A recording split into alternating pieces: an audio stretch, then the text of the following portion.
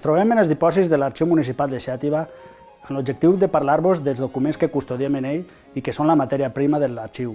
Un document d'arxiu és el testimoni material d'un acte realitzat en l'exercici de les seues funcions per persones físiques o jurídiques, tant públiques com privades, d'acord amb unes característiques de tipus formal o material.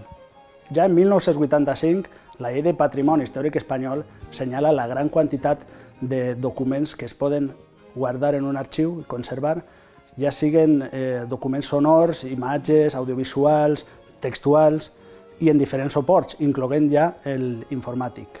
Els més populars, els que tots coneguem, són els documents en paper o pergamí, però tinguem gran varietat de documents com poden ser els sonors, els audiovisuals, mapes, plànols, hemeroteca, i tots sense excepció deuen de rebre un tractament arxivístic adequat.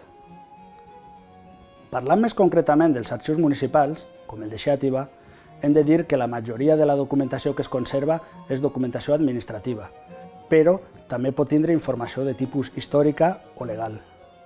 Actualment, amb l'entrada a la documentació electrònica per part de l'administració municipal, ens trobem en un canvi progressiu de documentació en paper que conservem en l'arxiu a documentació electrònica.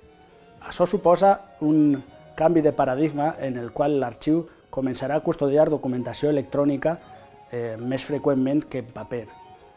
Però devem de tindre el mateix tractament arxivístic perquè deu de mantindre's el valor probatori dels documents i en el pas del temps seran documents històrics com ara ho és un clitxé de vidre d'una fotografia o un disc de vinil.